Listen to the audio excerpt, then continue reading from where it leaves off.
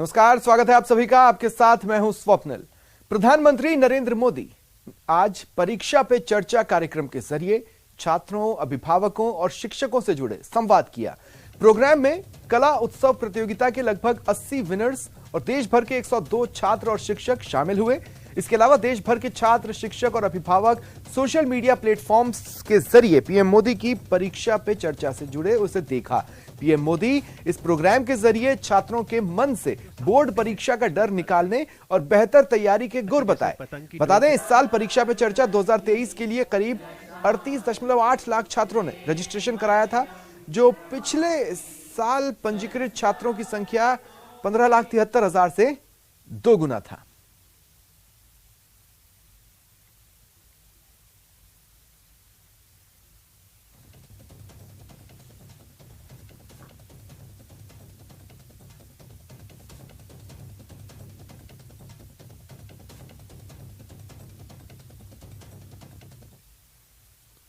देखिए, सिर्फ परीक्षा के लिए ही नहीं, वैसे भी जीवन में टाइम मैनेजमेंट के प्रति हमें जागरूक रहना चाहिए।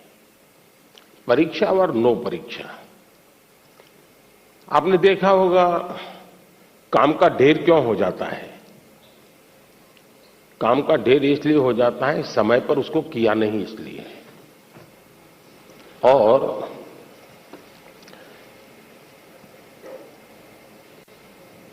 काम करने की कभी थकान नहीं होती है जी। काम करने से संतोष होता है, काम न करने से थकान लगती है। सामने दिखता है अरे इतना सारा काम, इतना सारा काम, और उसी की थकान लगती है। करना शुरू करें। दूसरा, आप कभी कागज पे अपना पेन पेंसिल लेके डायरी पे लिखिए। एक हफ्ते भर आप नोट कीजिए कि आप अपना समय कहां बिताते हैं। अगर पढ़ाई भी करते हैं तो कितना समय किस विषय को देते हैं, और उसमें भी शॉर्टकट ढूंढते हैं कि बेसिक में जाते हैं, बारीकियों में जाते हैं। थोड़ा अपना एक एनालिसिस कीजिए। मैं पक्का मानता हूं कि आपको ध्यान में आएगा कि आप जो आपकी पसंद की चीजें हैं उसी में सबसे ज्यादा समय लगाते हैं और उसी में खोए रहते हैं। फिर 3 विषय ऐसे हैं जो कम पसंद है लेकिन जरूरी है, वो फिर आपको बोझ लगेगा। मैंने 2-2 घंटे मेहनत की लेकिन ये तो हुआ नहीं। और इसलिए आप सिर्फ पढ़ना 2 घंटे ऐसा नहीं, लेकिन पढ़ने में भी जब फ्रेश माइंड है तब जो सबसे कम पसंद विषय है, आपको सबसे ज्यादा कठिन लगता है, तय कीजिए पहली 30 मिनट इसको, फिर एक पसंदगी वाला विषय है 20 मिनट उसको, फिर थोड़ा कम पसंद वाला 30 मिनट उसको। आप ऐसा स्लैब बनाइए तो आपको रिलैक्सेशन भी मिलेगा और आपको धीरे धीरे उन विषयों पर रुचि बढ़ेगी। जेएनयू, जामिया, डीयू और अंबेडकर यूनिवर्सिटी दिल्ली में बीबीसी डॉक्यूमेंट्री की स्क्रीनिंग के ऐलान पर पुलिस का पहरा बढ़ा दिया गया है। प्रशासन ने सख्ती बरतते हुए डीयू के 8 फैकल्टी के बाहर धारा 144 भी लागू कर दी है। पुलिस बल तैनात कर दिया गया है। राजधानी में बीबीसी की स्क्रीनिंग को लेकर छात्रों ने दिल्ली पुलिस के खिलाफ नारेबाजी की और दिल्ली पुलिस मुर्दाबाद के नारे लगाए। धारा 144 लागू होने के बाद भी छात्र इकट्ठा हो रहे हैं। ऐसे में पुलिस छात्रों को खदेड़ते दिख रही है। दिल्ली पुलिस मुर्दाबाद, मुर्दाबाद, मुर्दाबाद। दिल्ली पुलिस मुर्दाबाद, दिल्ली पुलिस मुर्दाबाद, मुर्दाबाद, मुर्दाबाद। दिल्ली पुलिस मुर्दाबाद। लोगों को आपका नाम क्या है? नाम क्या है आपका? मेरा नाम कंदर्प है। कहाँ पढ़ते हैं आप? कहाँ? दिल्ली स्कूल ऑफ जर्नलिज्म का छात्र हूँ। स्क्रीनिंग हो रही थी, हम उसका हिस्सा बनने जा रहे हैं। हम उन्हें देखने के लिए जब गए थे, हमें गार्ड्स ने पोस्टर फाड़ दिया, यहाँ शर्ट फटे हैं और हमें बाहर निकाल दिया गया बहुत जबरदस्ती के साथ। और अंदर अभी भी शायद चल रहा हो, अभी भी अंदर चल रहा है। अंदर स्क्रीनिंग हो रही है। किसी ऑर्गेनाइजेशन से जी, हम किसी ऑर्गेनाइजेशन से बिलोंग नहीं करते। स्कूल ऑफ जर्नलिज्म पत्रकार अभी हो रही है, कोशिश जारी है, लेकिन कोशिश जारी है। अभी हमें पता नहीं, हमें बाहर भेज दिया गया, अब हम नहीं जानते। जम्मू कश्मीर के अनंतनाग जिले में कांग्रेस नेता राहुल गांधी ने भारत जोड़ो यात्रा को शुक्रवार को रद्द किया। आरोप है कि स्थानीय प्रशासन राहुल गांधी के नेतृत्व वाली भारत जोड़ो यात्रा को सुरक्षा प्रदान करने में विफल रहा। जम्मू कश्मीर और लद्दाख के कांग्रेस प्रभारी रजनी पाटिल ने कहा कि सुरक्षा में चूक केंद्र शासित प्रदेश के अनुचित और अप्रस्तुत रवैये का संकेत देती है। वहीं कांग्रेस सांसद केसी वेणुगोपाल ने कहा कि यहां संबंधित एजेंसियों ने सुरक्षा व्यवस्था को दुरुस्त नहीं किया, यह एक गंभीर चूक है। राहुल गांधी ने यह भी कहा कि शनिवार और रविवार को इस यात्रा और इससे जुड़े कार्यक्रमों में ऐसा नहीं होना चाहिए।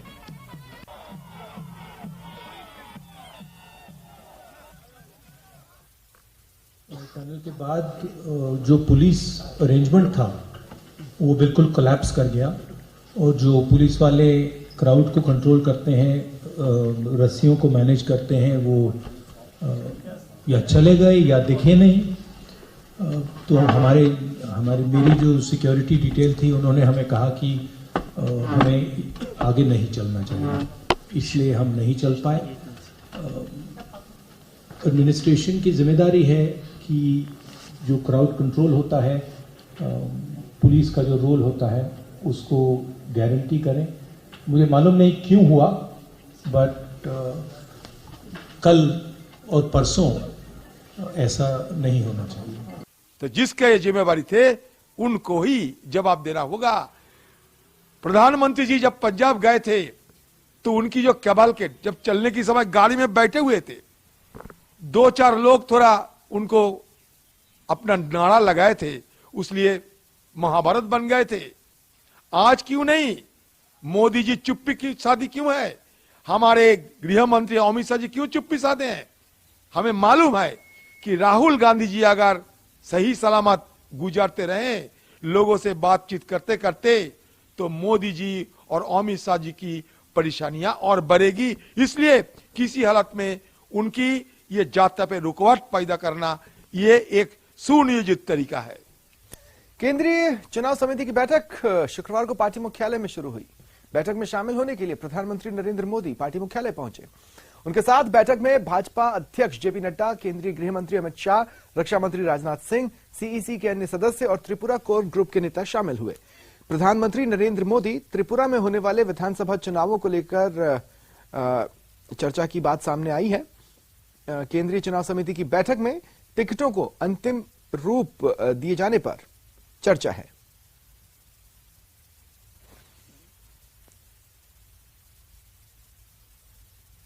पाकिस्तान पर सर्जिकल स्ट्राइक पर कांग्रेस नेता दिग्विजय सिंह के बयान पर बवाल मचा है।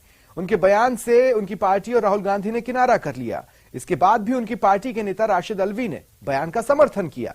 मध्य प्रदेश के पूर्व मुख्यमंत्री दिग्विजय सिंह ने ट्वीट कर कांग्रेस नेता राशिद अल्वी का एक वीडियो शेयर किया। इसमें अल्वी दिग्विजय सिंह की ओर से सर्जिकल स्ट्राइक का सबूत मांगने को सही ठहरा रहा है। दिग्विजय सिंह द्वारा शेयर वीडियो में अल्वी को यह कहते सुना जा सकता है, दिग्विजय सिंह ने कोई गलत बात नहीं कही, सर्जिकल स्ट्राइक निश्चित तौर से हुई थी, लेकिन भारत सरकार ने यह भी कहा था कि हमने वीडियोग्राफी की थी। अगर कोई ये कह रहा है कि इसका वीडियो दिखाया जाए तो इसमें क्या गलत है?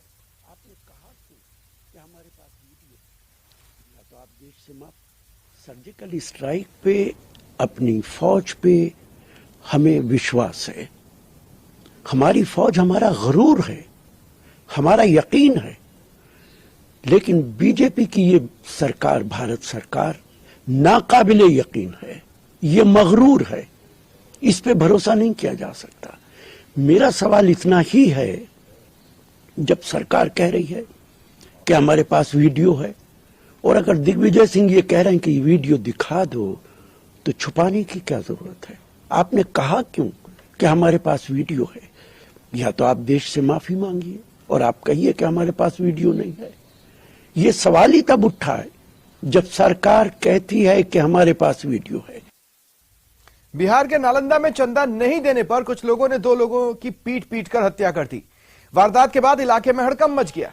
सूचना के बाद पुलिस पहुंची और जांच शुरू की। पुलिस के मुताबिक मामले में एक आरोपी गिरफ्तार हुआ है। घटना के संबंध में जानकारी देते हुए एएसआई चुनचुन दास ने बताया कि कुछ लोगों ने सरस्वती पूजा के लिए दोनों व्यक्तियों से चंदा मांगा। चंदे के लिए 1000 रुपए मांगे। चंदा नहीं देने पर बहस हुई, बात मारपीट तक पहुंची। फिर वो हुआ जिसकी किसी को उम्मीद नहीं थी।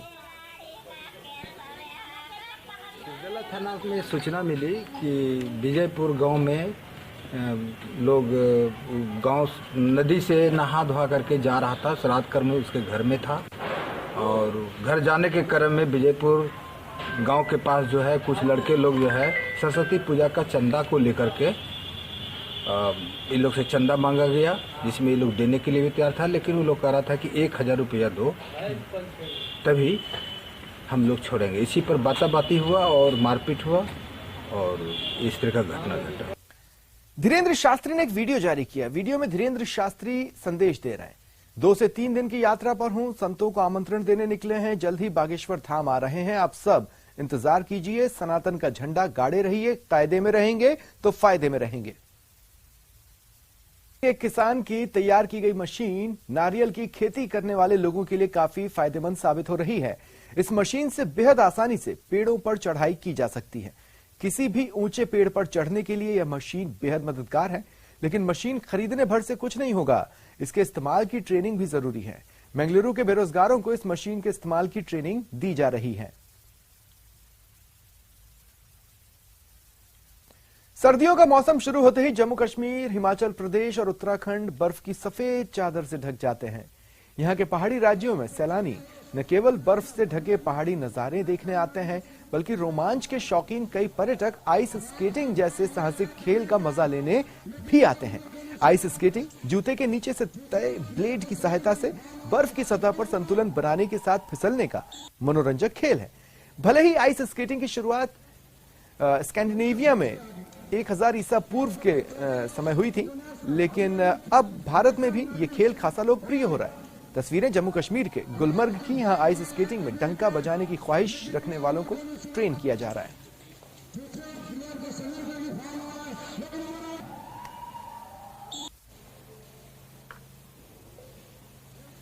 पार्टिसिपेंट्स आए, 30 पार्टिसिपेंट्स आए और हमारे साथ यहाँ पर कोच मिस्टर अशरफ डीजो है जो हमें यहाँ पर आइस स्केटिंग सिखाते हैं। काफी अच्छा एक्सपीरियंस रहा और हम अपने अपने स्किल्स दिखा रहे हैं। स्केटिंग में आई हूँ, मुझे बहुत अच्छा लगा और मैं चाहती हूँ कि हमारा ये आइस स्केटिंग आगे बढ़े कश्मीर में, क्योंकि यहाँ पे बहुत ही अच्छा एक्सपीरियंस होता है और बाकी बच्चे भी यहाँ से इंस्पायर होते हैं। काफी अच्छा प्रोग्राम रहा ये, क्योंकि इसमें डिफरेंट बांडीपुरा से, बारामूला से और कुपवाड़ा से और श्रीनगर से। रूस यूक्रेन में हो रही जंग बद से बदतर हालात में पहुंच रही है। यूक्रेन की जवाबी कार्रवाई से रूस भड़का हुआ है। वहीं यूक्रेन को और टैंक मिलने के ऐलान के बाद रूस ने अपनी जवाबी कार्रवाई और तेज कर दी, जिससे रूस ने यूक्रेन पर ताबड़तोड़ मिसाइलें दागना शुरू की हैं। रूस यूक्रेन के युद्ध से लगातार तस्वीरें सामने आ रही हैं जो यूक्रेन की बर्बादी का मंजर बयां कर रही है।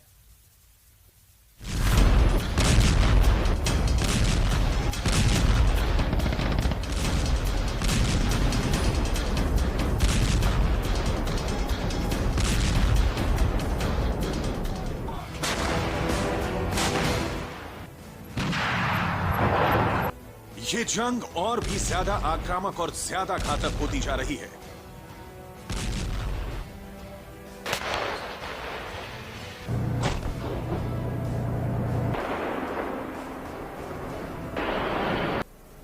रूस भड़का हुआ है। अमेरिका, कनाडा और यूरोप के मुल्क यूक्रेन को टैंक देने का ऐलान कर रहे हैं और पुतिन के खेमे में इसे लेकर बौखलाहट है।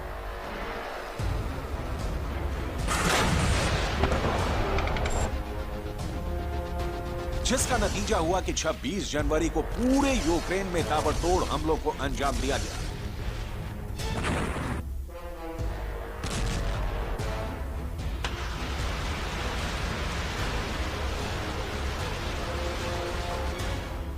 इस बीच में अमेरिकी मीडिया से जो खबर आई है उससे पुतिन का गुस्सा और ज्यादा भड़क सकता है। मीडिया रिपोर्ट्स के मुताबिक अमेरिका ने जिन 31 एब्रम टैंक की डिलीवरी का ऐलान किया है वो सबसे नया वर्जन वाला होगा।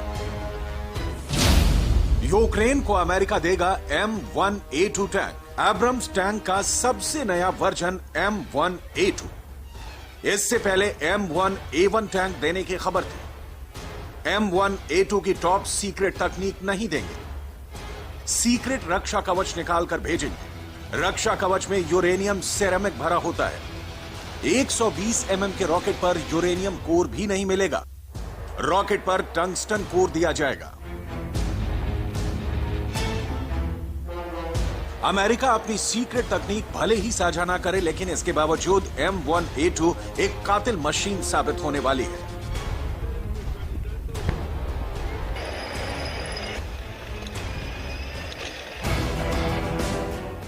हालांकि बाइडेन प्रशासन ने यह भी साफ किया है कि यूक्रेन को एब्रम्स की डिलीवरी मार्च के आखिरी दिनों में ही हो सकेगी, और वो भी तब जब इसके लिए यूक्रेन के जवानों को टैंक ऑपरेशन के लिए ट्रेन किया जा सकेगा तब। यही नहीं, बाकी देशों से भी टैंकों की नई खेप यूक्रेन को तुरंत नहीं मिलने वाली।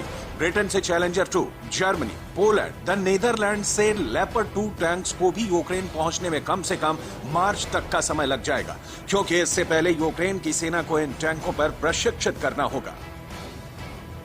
जबकि जिस तरह से रूस यूक्रेन पर ताबड़तोड़ हमलों को अंजाम दे रहा है, ज़ेलेंस्की को अर्जेंटली न सिर्फ टैंकों और आर्टिलरी की बल्कि एयर डिफेंस सिस्टम और उसमें इस्तेमाल होने वाली मिसाइलों की जरूरत है, जो फिलहाल तो यूक्रेन पहुंचती नहीं दिख रही है।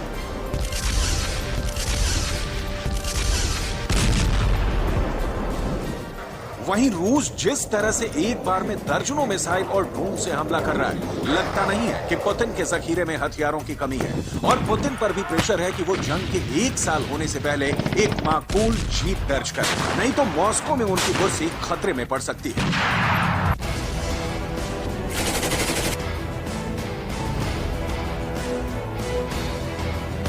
और अब प्राइम 25